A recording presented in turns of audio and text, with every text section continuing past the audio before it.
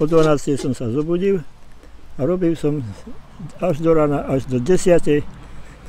A potom som išiel na autobus a do zberných surovín s tým, čo som nachystal.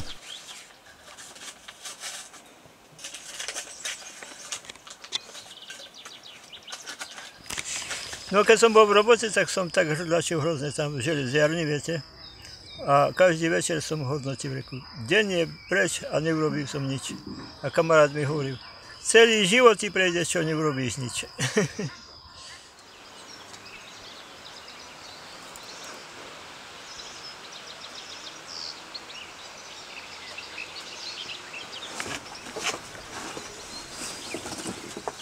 Ja celý život prežijem tak, čo žiaden odpad nevyprodukujem nič, ani fľašku nekúpim, ani plastovú, nič, ani sklenú. A koľko ešte za druhými ľuďmi pozbieram a podnášam do zberu. No, v rádi hovorili, že je veľa ľudí, no, že je zemegule preťažená, že len skoro 10 miliard ľudí už je na zemeguli, viete čo je to? A že len 500 miliónov ľudí by malo byť. Že už ako po norkách nie sú schopní žiť spolu, že už aj vo svete, že už taká ponorková choroba, viete? No. Že už aj vo svete, že to už také medziľudské vzťahy ako črepy, viete? Vesmír stvoril Boh. A stvoriť to urobiť, to znamená urobiť z ničoho. No z Londýna hovorili vysielačka, som počúval zo sveta, že sa to neusporiadalo samo, že to všetko riadil Pán Boh. Že stačila by miliontina chybičky a z vesmíru by nebolo nič. Vypustia raketu na západ, obletí Zeme guľu a po 90 minút priletí nad hlavu z východu.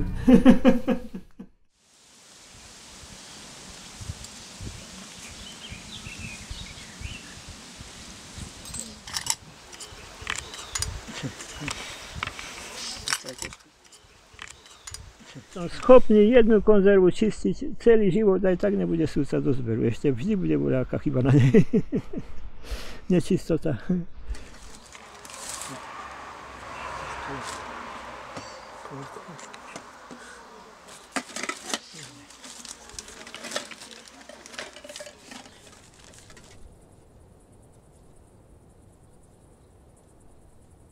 Pravím kamarátovi, už sa dvaja víťazí na svete.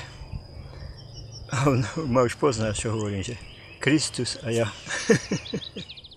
No, že Kristus bol ako víťaz na tomto svete. No ja, že zase som tiež víťaz, že som sa neoženil, deti nemám, takže odídem bez následkov.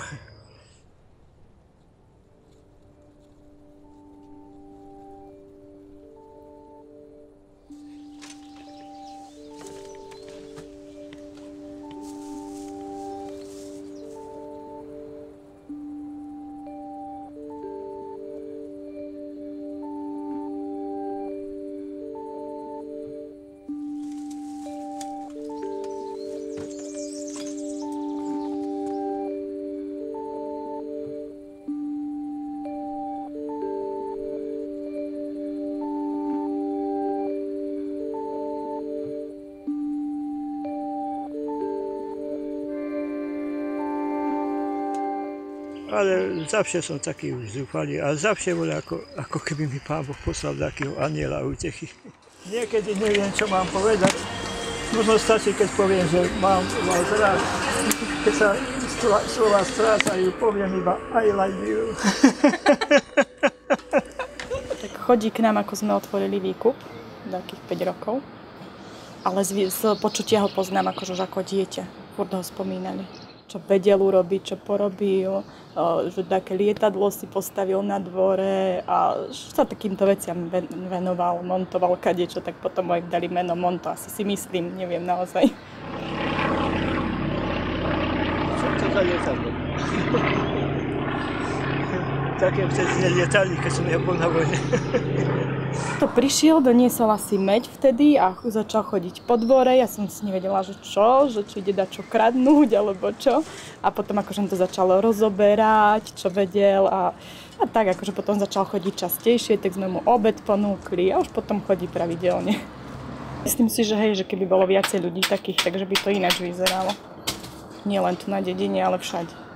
Lebo on to zbiera, recykluje, separuje všetko.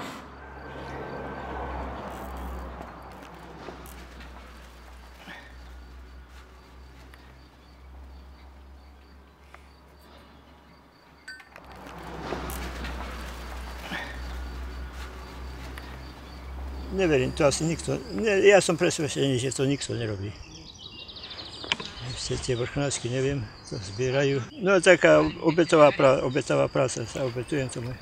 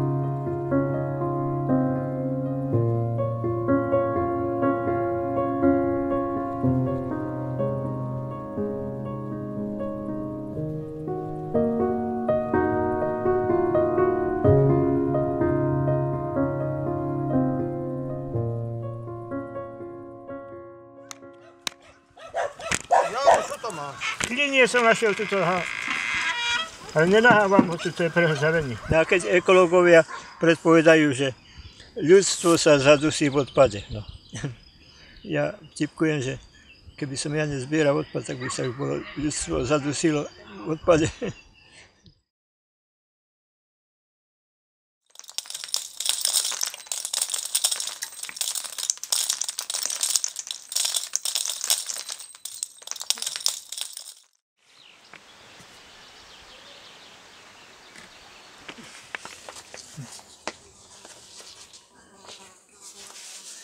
No, možno by to takto aj robil, že by sa našiel taký, keď to vidí mňa vyberať, takže by mi pomáhal, že by aj on vyberal, viete.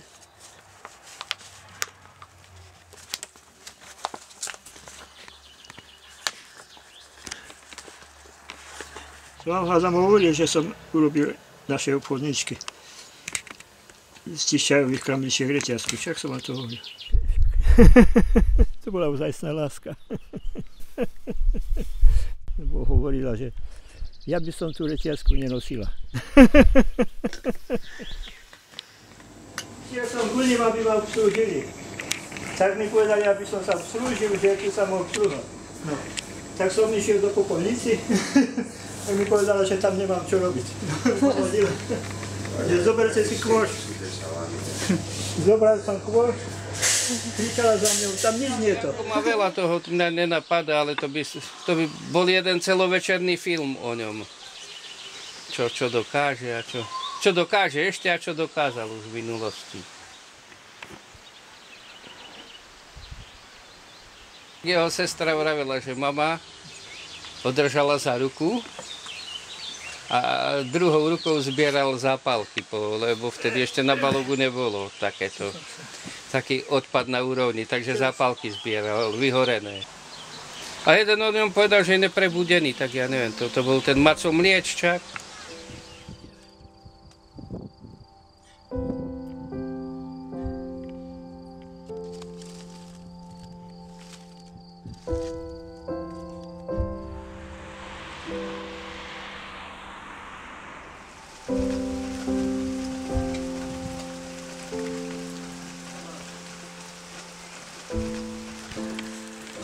Ja som tiež tu len ako pavučina, no, zrazí ma auto, ochoriem, zomriem, no a nechcel by som taký saraj nechať za sebou, hej.